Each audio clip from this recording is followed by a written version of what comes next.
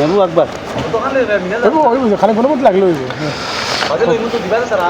চক শতিকাৰ মহানায়ক জুবিন গাৰ্গ ডাঙৰীয়াৰ মৃত্যুৰ পিছৰে পৰা দেখা গৈছে যে সমগ্ৰ অসম একজোট হৈ মানে তেখেতৰ মৃত্যু ন্যায় বিচাৰিছে আৰু এই সমান্তৰালভাৱে দেখা গৈছে যে একাংশ দুষ্ট চক্ৰ বা নিকৃষ্ট ৰাজনীতিৰ অংশৰূপে এই সমগ্ৰ বিষয়টো ফালৰি কৰাৰ তেখেতসকলে চেষ্টা কৰি আছে আৰু তাৰ অংশৰূপে আলাউদ্দিন নামৰ এজন মৌলানা, তেখেত মৌলানা হয় নে নহয় ডিজিটেল মোল্লা বুলি আমি কওঁ, এই আমাৰ মুৰাদাৰ থানাৰ অন্তৰ্গত তেখেতৰ ঘৰ আৰু তেখেত থাকে লখিমপুৰত।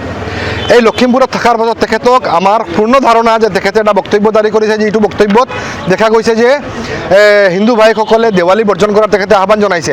আৰু এই সমগ্ৰ বিষয়টো আমাৰ প্ৰথম দৃষ্টিত এইটোৱে অনুমান হৈছে যে সম্পূৰ্ণ নিকৃষ্ট ৰাজনৈতিক ষড়যন্ত্ৰৰ অংশৰূপে তেখেতে এইটো কৰিছে যাতে এই লৈ বিতৰ্ক হওক।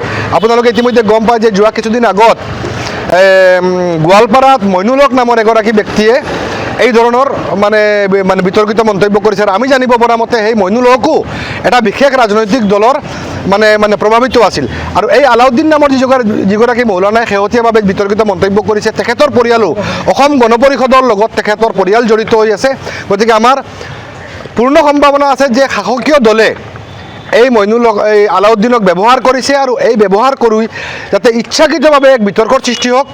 এই বিতৰ্কৰ দ্বাৰা যাতে সমগ্ৰ বিষয়টো অসমৰ যি সমগ্ৰ জাতি জনগোষ্ঠীৰ মানুহ যে একগোট হৈ চলি আছে সেইটোৰ পৰা যাতে পুনৰবাৰ বিভাজন আনিব পাৰে তাৰ বাবে চেষ্টা কৰি থকা হৈছে। আৰু এই সংক্ৰান্তত এই ষড়যন্ত্ৰৰ বিৰুদ্ধে আমছুজা জিলা সমিতিয়ে আজি মুৰাদাৰ থানাত তেখেতৰ বিৰুদ্ধে এজাহাৰ দাখিল কৰিছোঁ। যিকোনো খবৰৰ বাবে যোগাযোগ কৰক 7099017330 লগতে 7099017110 নম্বৰত।